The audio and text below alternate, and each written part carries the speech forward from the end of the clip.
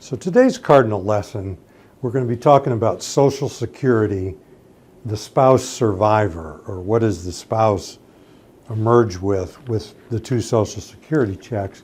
And we're going to be doing a little case study. A very dear friend of mine and a client, I just found out day before yesterday, passed away. And he's in my book, she's in my book, this couple, and I changed their names, of course, when I put them in the book, as they're Benjamin and Daphne. Their real names are actually different. I don't like to go talking about my clients to the world. But the reason we're talking about them today is it just puts things into perspective for me when I have the spouse of a client, and I don't think she's ever called me herself before. And my assistant says, you just got a call from, and Daphne so-and-so, and I just thought that's a little odd, because normally it'd be him calling me, and most of the time he called me on my cell phone. But anyhow, I called her up, she told me what happened, and she wanted to see me as quickly as possible. I went out to her home this morning, and what we were really doing this morning is he had 6 different life insurance policies, most of them for smaller amounts, and then included in the 6 was the $100,000 policy that I sold him 7 years ago. And she needed help just figuring out what these things are, who to call, what to fill out, what she needed to do. So we got started on that. And then she also wanted help with financial planning, like what's she going to do and going forward. And I said, let's take a time out here. You're going to be all right. And let's just plan for the next couple months. This is how we're going to operate. And then it shouldn't take us but a couple of months to get paid off from the life insurance companies. Then we'll sit down afterward, after the 2 months, and then we'll plan out you living as a widow and living alone for a number of years. And so, and it's very, I guess, gratifying in my job. It's really sad work when a friend has just passed away, but it gave me a sense of like really meaning and purpose. And I can tell you that I was one of the most welcome visitors in that house. I could just feel it when I walked in. Here comes the life insurance guy, and we need to talk to him. So the topic today is, I talk about this all the time, and in the simplest form is when you have a married couple and they're on Social Security, they got 2 checks coming into the household. And for Benjamin and Daphne, this is $1,450 a month and $1,100 a month. So in June, they received from Social Security $2,550, and had been for quite a while, along with some other things that they have for income. And when the first spouse passes away, which in this case it was Benjamin, what happens is Daphne, as the survivor, she gets his check for the rest of her life. So she gets the larger check. That's the good news. The bad news is her check stops or goes away. Now, if she had died first, and then he was the survivor, then her check would just go away. I mean, he would just keep getting his check because it was the larger check. So no matter the order that people pass, the smaller check goes away. So in financial planning, for you people that are in your 60s and 50s, where you're planning Social Security decisions, and you're married, and you're going to have 2 Social Security checks coming in the house, just so you'll know, when the first one of you passes away, the smaller check goes away. And so I've had that on several other videos, and I just thought today to look at a real life case that I'm just living right now. And in Daphne's case, she's going to live on with what is the larger check, with this one missing. Now, to add a little bit of context, is we sat down this morning and we said, okay, so he has a pension from working for the state. It's $775 a month. She's going to get half of that. So her, instead of the $775 coming into the house, it's going to be about $380 something.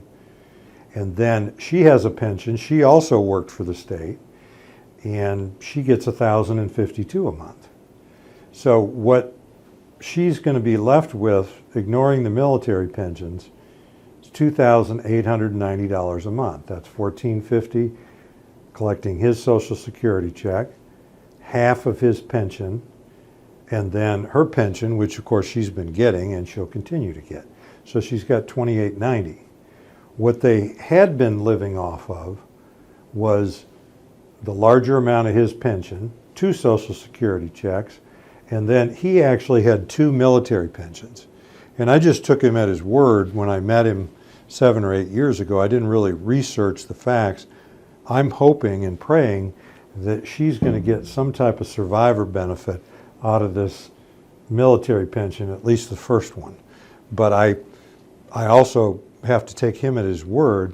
What he told me is both of these stop when he passes away, which he just did. So what we're looking at here is a situation where almost $9,000 a month has been coming into the household, and that now for the survivor is going to be just a little under $3,000 a month if we're not able to get anything out of the military pensions. And what this couple was doing, really since they retired, is he had been saving a good bit of these military pensions, knowing that she doesn't have a survivor benefit. And they bought a new home, and they built it all on one level. It's a small home, but very nice. I was just there this morning. And they did that about 10 years ago. And so they were a couple of years into the home, and I was speaking at his church with an AARP function where I was speaking to the whole crowd and about finances, about money, about managing your money as a senior. And he came up to me at the end of the thing and he said, you know, he explained a little bit about the situation. And he said, I've got $25,000 in this savings account that I've saved so far. I'm adding to it. What can I invest that in so that my wife will have something built up when I pass away? And I sat there and listened. I asked a few more questions. And what I told him, I said, you know, it sounds to me like you need life insurance. And then he just very quickly said, oh, I can't qualify for life insurance. I've got a pacemaker, and I've got type 2 diabetes, and I'm 77 years old. I mean, you put all those things together. He just very emphatically went through that, can't get it. And so I sat and listened, and I said, well, you know, it's interesting. I've been in the life insurance business at that time for 30-some years, and I said that you're the one telling me you can't get life insurance. I said, how about you turn that into a question? And so I literally got him to ask me, well, can I get life insurance? And I said, well, maybe. And I said, I can do some work. I represent over 100 insurance companies and specialize in the life insurance business, and people look at life insurance, these life insurance companies and the underwriting look at seniors or people in their 60s and 70s much different than they did 20 or 30 years ago. Is modern treatments and care. You just have a lot of people that 20, 30 years ago you would have said this guy isn't going to make it but a few years, whereas now people can have heart disease and have a pacemaker and they can live into their 90s. Anyhow, so I went back, I did some homework, and I said, you know, you got quite a bit of money to deal with that you're saving here.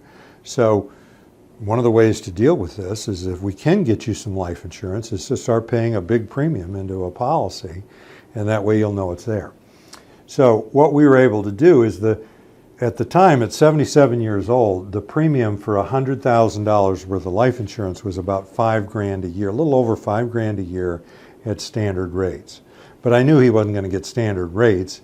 So when I talked to the company, it became $7,200 a year.